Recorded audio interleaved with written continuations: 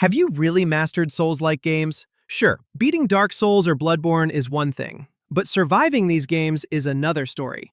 Here are 20 of the best Souls-like games where players die a lot.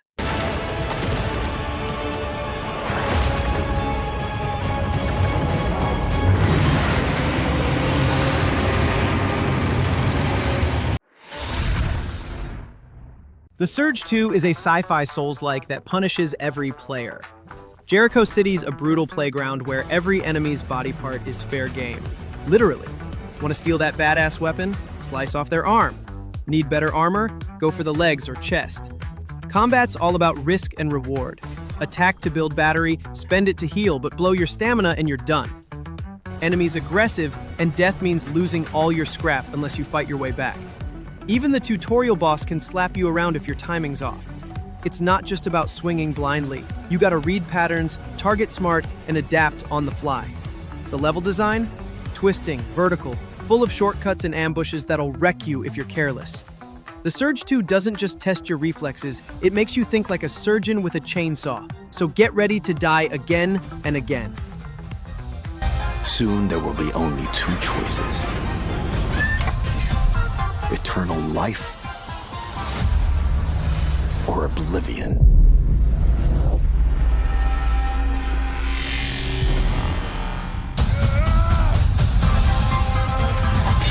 Go get him!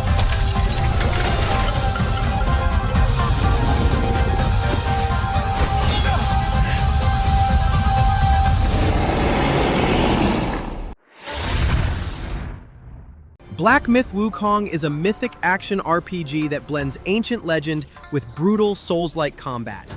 You play the Destined One, wielding the legendary staff, able to stretch, shift, and switch between stances for wild, flashy combos. Combat isn't just about smashing buttons. You gotta balance light and heavy attacks, time your dodges, and manage stamina while building focus for devastating finishers. The enemies? Straight out of Chinese folklore.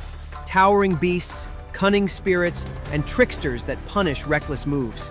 Shrines act as checkpoints, but every rest resets danger, and death means replaying punishing stretches before bosses. There's no easy mode here, no shortcuts, just raw skill and patience.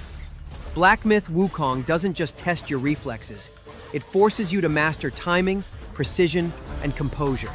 So brace yourself, because every victory here will be soaked in sweat and hard-earned pride.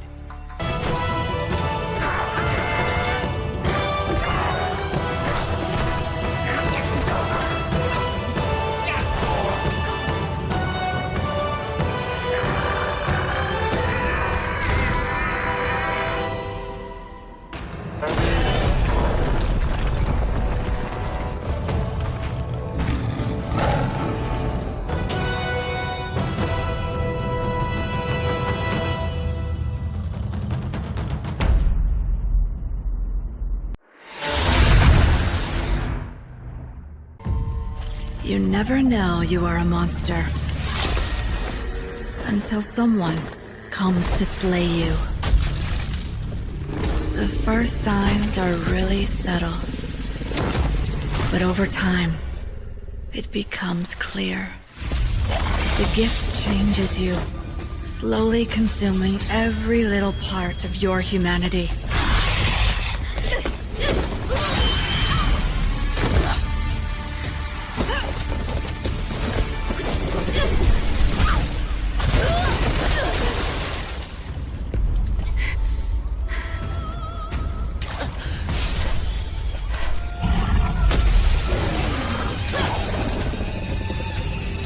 Wuchang Fallen Feathers, a Souls-like game set in the chaos of the late Ming Dynasty.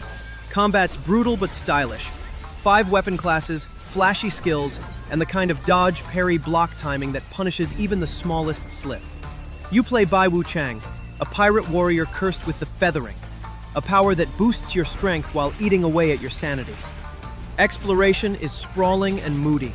Rotting towns swallowed by plague, broken temples hiding secrets, foggy forests where every corner feels like a trap. The branching paths and non-linear bosses mean you're never fully safe, and the curse keeps reminding you there's always a price for power. Enemies punish hesitation, Bosses test patience, and the feathering turns every decision into a gamble. Wuchang Fallen Feathers doesn't just test your skill, it dares you to gamble with your own power. Expect pain, learn fast, then smile when you finally take it down. Bleak Faith Forsaken is a Souls-like that throws you into the Omnistructure, a massive decaying megastructure crawling with twisted creatures and nightmarish bosses. The combat is slow, heavy, and unforgiving. Every attack locks you in, stamina burns out quick, and bad timing almost always ends in death. Exploration cranks up the tension with huge vertical areas, sketchy ledges, and enemies waiting to ambush you in the worst spots.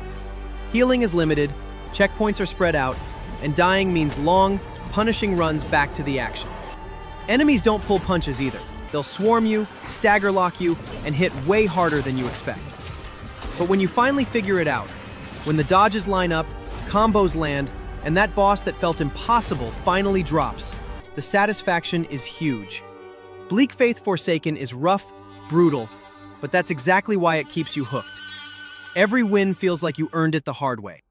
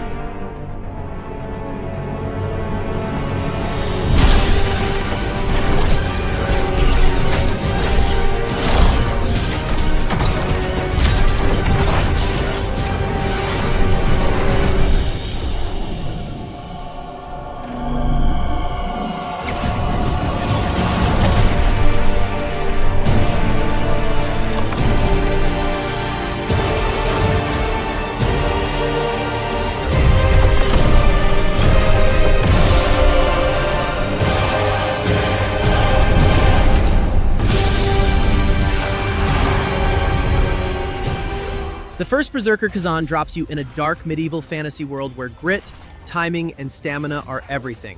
You're Khazan, a betrayed berserker haunted by the past, fighting through missions filled with brutal enemies and bosses who don't cut you any slack. Every action, attack, block, dodge, uses stamina. And mess up? You'll pay big. Parry windows are tight. Perfect blocks feel impossible at first. And once you deplete someone's stamina or fortitude, that's your chance to deliver a brutal attack.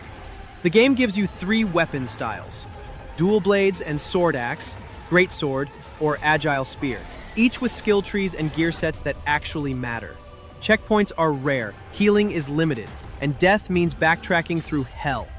It looks cel-shaded, anime-ish, but don't let that fool you. It hits HRD. The first Berserker Khazan, it'll sharpen your reflexes and punish sloppy play. So brace up, because you're gonna suffer plenty before you finally dominate. Wukong Fallen Dynasty throws you into a dark, war-torn China full of demons and supernatural chaos. You play as a cursed warrior, mastering martial arts, weapons, and special abilities to survive relentless enemies and epic boss fights. Combat is fast, precise, and punishing. You'll dodge, parry, and time attacks perfectly, or risk getting shredded in seconds. Stamina management and skill combos are key, and bosses will constantly test your reflexes and patience. The game demands you learn patterns, adapt, and stay aggressive, because hesitation can be deadly. Leveling up, upgrading weapons, and mastering martial skills are crucial if you want a shot at surviving tougher zones. Wukong Fallen Dynasty is intense, challenging, and easily one of the most thrilling Souls-like experiences out there. You'll die, fail, and rage a lot. But when you finally topple a boss or nail a perfect combo, it feels absolutely legendary.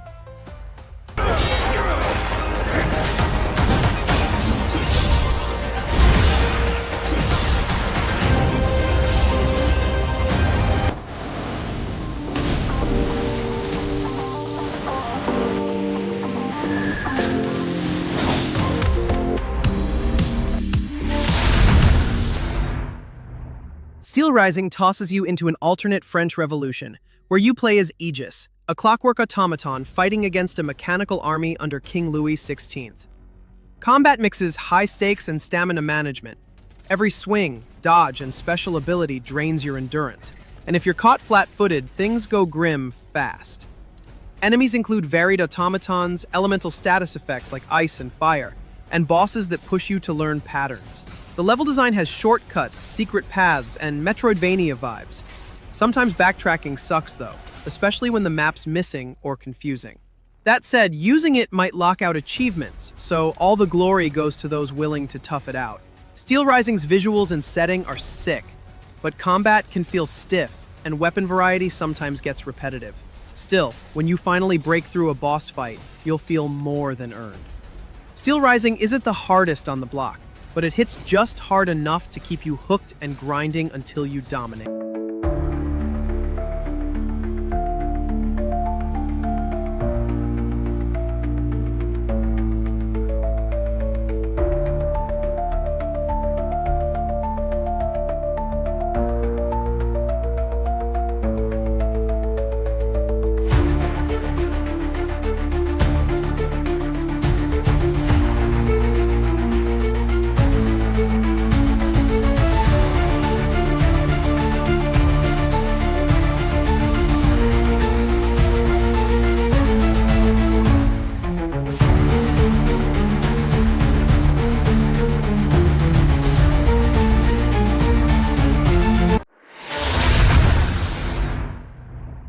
Stellar Blade drops you into a post-apocalyptic future Earth, playing as Eve, fighting to retake Earth from brutal monsters called the Naytibas. Combat's smooth but no joke. Perfect parries, timed dodges, mastering enemy patterns all matter because mistakes get punished, especially on normal and hard. You've got the beta gauge and burst gauge to reward skillful play. Pull off combos and parries to build them up, then unleash power. The game gives you options. Story mode if you just want the story, normal if you crave tension, and after beating the game you unlock hard mode for maximum challenge. Checkpoints are frequent, heals refill, and death doesn't take away your upgrades. But bosses will still make you sweat, and the toughest fights demand your full focus. Stellar Blade mixes flashy action with precision combat. It won't bully you constantly, but it rewards the hell out of getting good. Largest land I've ever seen in my life. Even in the darkest times, it's always safe to bet on human survival instinct. We would like to know the truth. Why are you so worried? I mean, our ultimate goal is to save Earth and the future of humanity. Humanity's greatest and only hope for survival can be found in Mother Sphere. This is what she left for the world. Her legacy. Everyone's happy to call you the Angel just because you came from the Coward. Nobody roams these lands free of suffering. You're leaving to do something important, right? This one won't be easy either. No one has ever made it back alive. All I ask is you give us hope. May your memories live May on. your memories live May on. your memories live on. Forever. Is this what Adam was talking about? We have to go down. You can't come back from this! This is what I was born to do. This is my battle.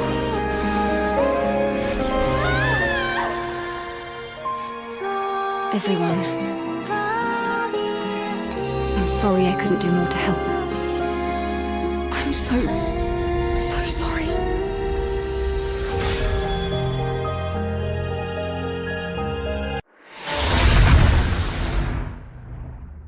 Lies of P drops you in Krat, a ruined city full of twisted puppets, mechanical monsters, and moral choices that hit just as hard as any boss swing. Combat leans heavy on parries and perfect timing. Dodge too early or block too late and you'll get punished. Weapons are modular. Blades plus handles plus insane Legion arms let you build playstyles that actually matter. You'll lose ergos, that's XP, when you die, unless you earn them back, so every fight counts. There's also this lying system plus choices that twist how the story plays out, which adds extra pressure because while you're watching your character grow, the city's secrets mess with your head. Lies of P won't let you cruise. It demands respect and attention.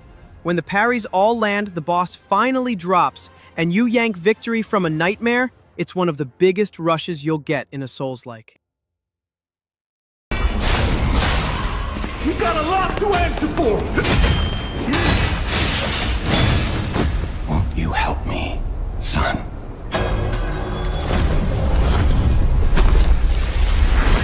Your lives are a rare ability. Geppetto's puppet, our only hope.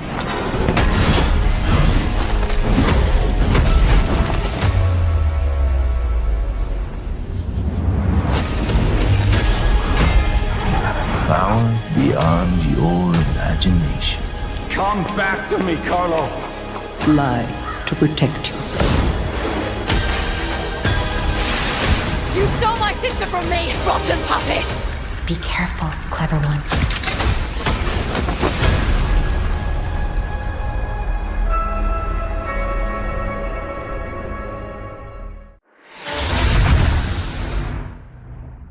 Enotria the Last Song is just as brutal as any Soulslike. Combat's all about timing parries and dodges because sloppy moves get punished quick.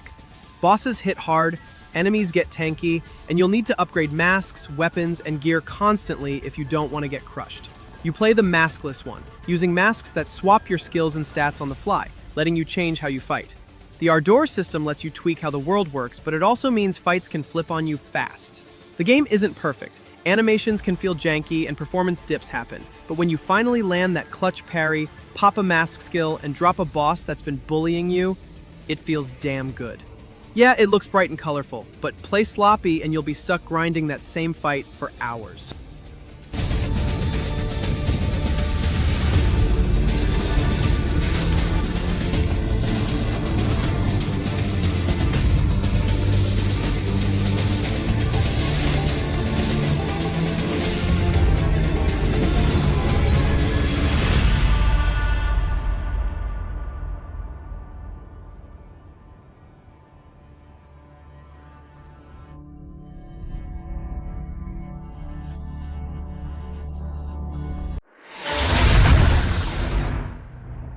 AI Limit throws you into a ruined future as Orisa, a fighter with no memory, taking on monsters called Necros.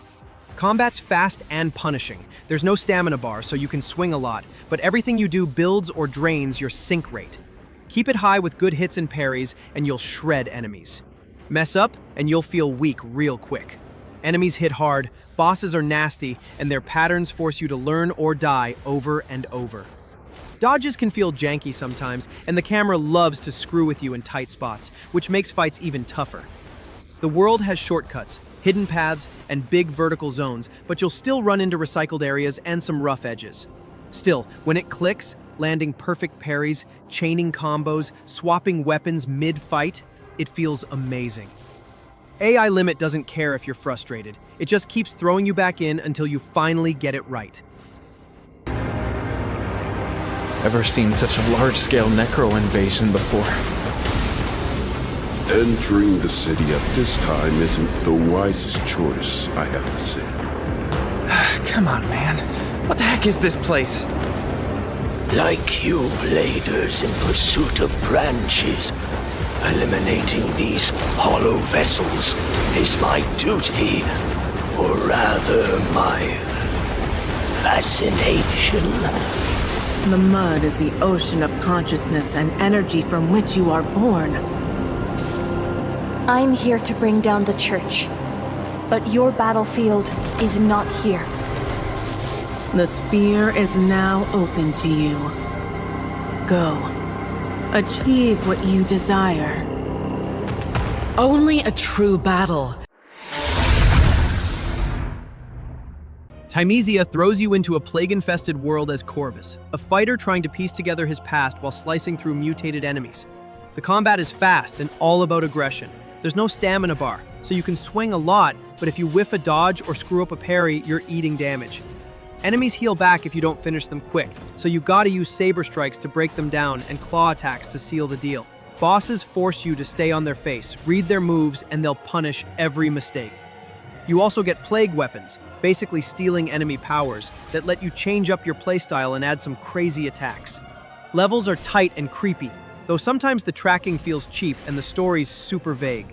Still, when you nail the flow, parry on point, claw finish, plague weapon slam, and finally drop that boss that's been wrecking you, the rush is insane. Thymesia is short, brutal, and doesn't care about your feelings, but the wins feel so damn good.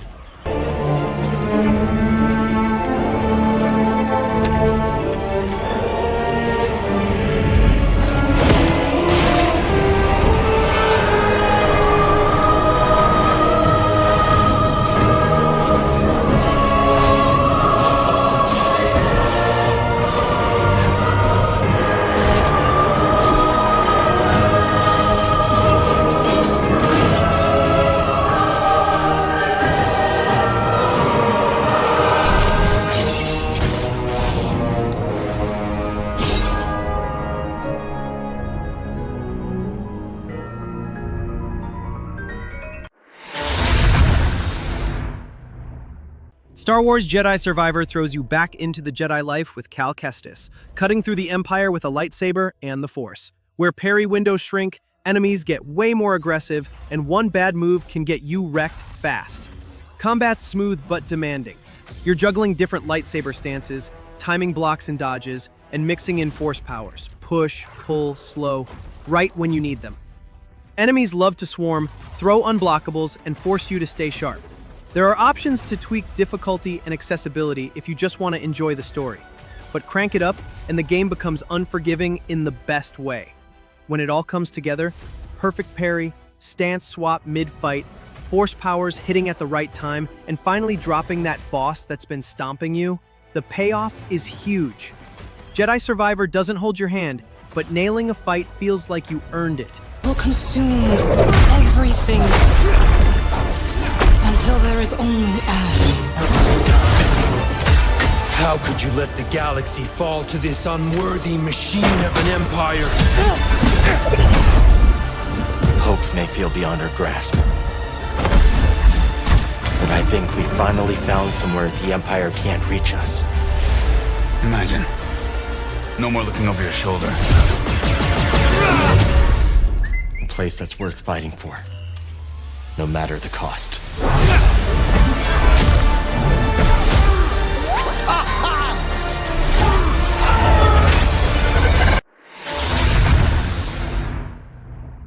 Mortal Shell throws you into Falgrim, a grim world where you take over ancient warrior bodies called shells. Each one has its own strengths and weaknesses, so picking the right shell matters. There's no shield and no easy outs. You survive by dodging, parrying, and using the hardening skill that turns you to stone for a split second. Miss the timing, and you're taking heavy damage. Dying makes you lose health and tar, which is the XP in this game. Bosses hit slow but punish hard. Healing items are limited, and checkpoints are spread out. That means exploring, upgrading your shell, and learning every move is the only way forward. When you finally nail a parry, land the perfect combo, and use your shell's ability at the right time, the game feels amazing. Mortal Shell doesn't care about your patience. It'll keep knocking you down until you figure it out.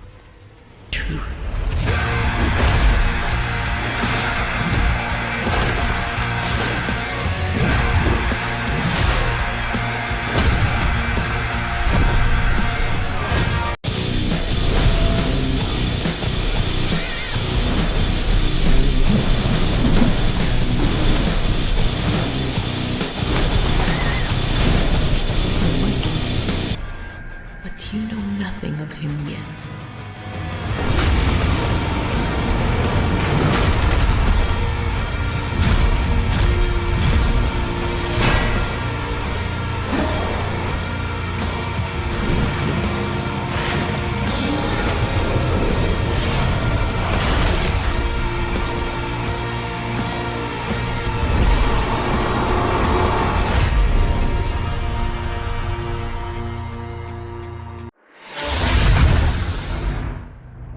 Nioh drops you into dark Sengoku-era Japan as William Adams, an Irish samurai taking on deadly humans and yokai. Combat's fast and punishing. You gotta manage stamina, pick the right stance, and use yokai abilities at the right time. One slip up and you're taking heavy damage or even dying. Enemies are aggressive and bosses hit hard, often forcing you to read patterns and react perfectly. Checkpoints come from shrines where you can level up, but every time you rest, enemies respawn, so you can't take it easy. Loot, weapons, and skill builds matter a lot, and learning which stance or ability works for each fight is key to surviving. The best part? Combat feels smooth and fast compared to other Souls-likes, but it still demands focus and patience. Nail your timing, chain combos, use your yokai powers, and taking down a tough boss is incredibly satisfying. Nioh doesn't go easy on you, but when you finally master a fight, it feels like you earned every win.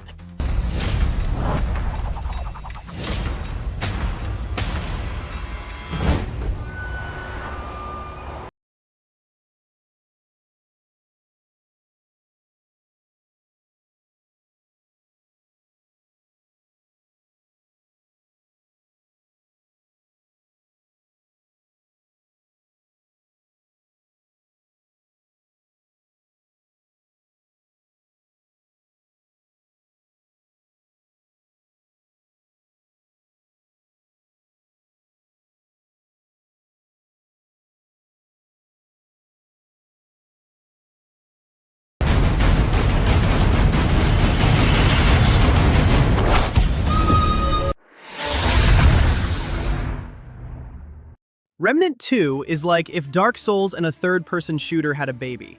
You pick a class, gunslinger, handler, or challenger, and dive into a multiverse full of twisted worlds and creepy enemies. Each world is procedurally generated, so no two runs are the same. Later, you can even mix abilities to fit your own playstyle. Combat is tight and responsive.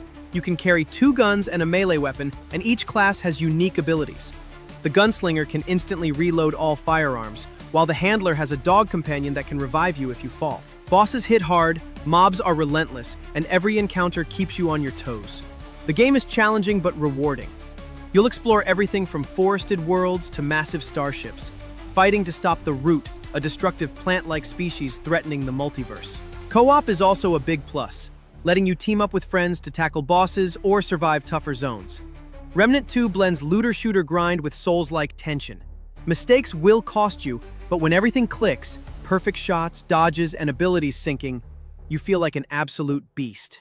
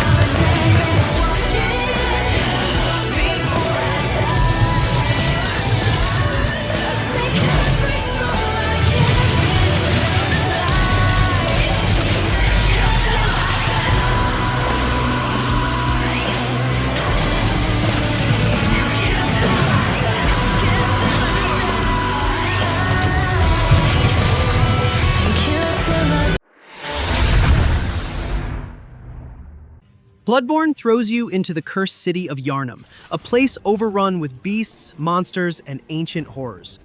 You play as a hunter, trying to survive while uncovering the dark secrets behind the plague. Combat is fast and aggressive. There are no shields. You have to dodge, parry, and counterattack at the right moment. Sitting back and waiting isn't an option. Every fight tests your timing and reflexes, and even regular enemies can kill you if you're sloppy. Boss fights are brutal and creative, forcing you to learn patterns and punish openings. Exploration is key. The streets of Yharnam, hidden alleys, and labyrinthine dungeons are full of traps, shortcuts, and secrets. Storytelling is subtle, through the environment, items, and cryptic NPC dialogue. Bloodborne isn't easy, but it's deeply satisfying, and every death teaches you how to survive the next fight. It's scary, it's challenging, and it's one of the most intense Souls-like experiences out there. Killed to your heart's content.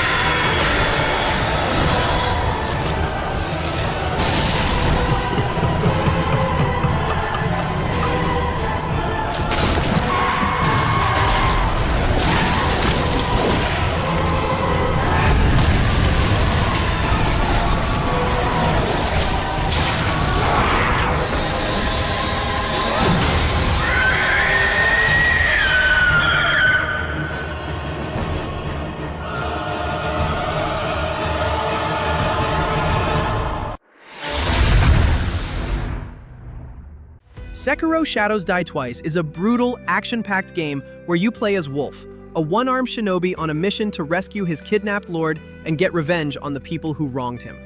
Combat is all about precision. You don't have shields or armor. Instead, you use your katana and prosthetic arm to deflect, counter, and break enemy posture. The key is timing. Perfect parries and well-timed attacks lead to death blows. One wrong move, and you're back at the last checkpoint. There's no RPG leveling or gear farming here. Your skill and strategy are what matter most. You can upgrade your prosthetic tools and unlock new abilities, but the focus is on mastering the combat system. The game is tough. Bosses are challenging, and every fight feels like a test. But when you finally take down a tough enemy, it's incredibly rewarding. Sekiro isn't for the faint of heart, but if you're up for a challenge, it's one of the most satisfying games out there.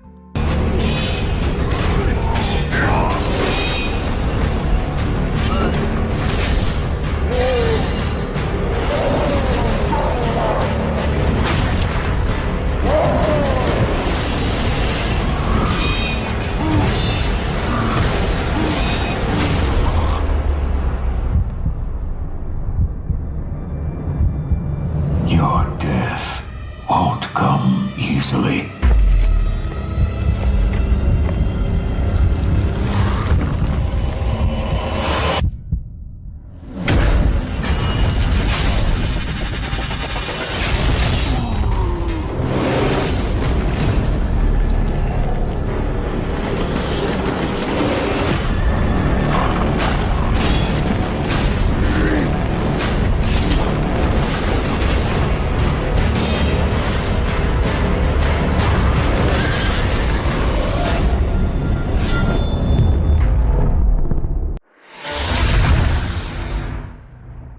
Demon's Souls is the legendary game that started it all.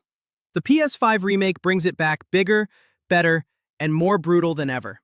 You step into the cursed kingdom of Boletaria as the slayer of demons, where every fight can kill you in a heartbeat. Combat's tight, punishing, and you gotta parry, dodge, and time your attacks perfectly. One mistake and you're back at the last checkpoint. Bosses are brutal, enemies hit hard, and the game doesn't cut you any slack. The remake is stunning. Boletaria looks alive with insane detail.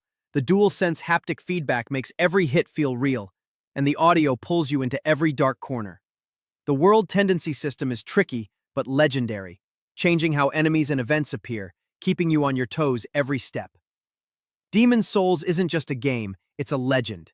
It set the standard for Soulslikes, and every victory feels like you earned it the hard way. If you're ready for a challenge that'll test your skill, patience, and nerves, this is the game that proves why it's legendary.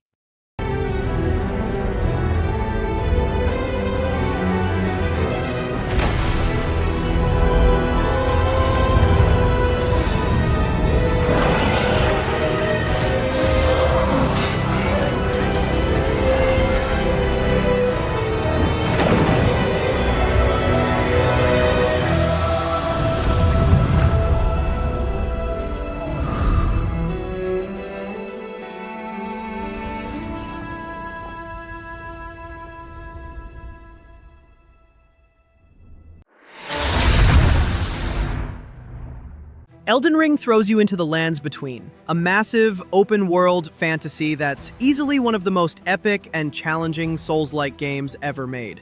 Every fight, from random enemies to colossal bosses, will punish mistakes and reward patience. Combat is tight, flexible, and top of the top for any Souls-like fan. Melee, ranged, magic, you can mix it all. Dodge, parry, and time attacks perfectly. Summoning spirits or teaming up with friends can give you an edge, but bosses demand respect, pattern reading, and mastery. The world is huge, filled with secrets, dungeons, forests, castles, and traps. Every corner might hide treasure or monsters ready to wreck you. The story is cryptic, told through non-player characters, items, and the environment, so exploration is essential. Elden Ring is not just epic. It's one of the most rewarding, top-tier Souls-like experiences ever made. You'll die, fail, and rage a lot, but every boss you beat and every hidden secret you uncover proves why this game sits at the top of the top. A lowly tarnished, playing as a lord. I command thee now!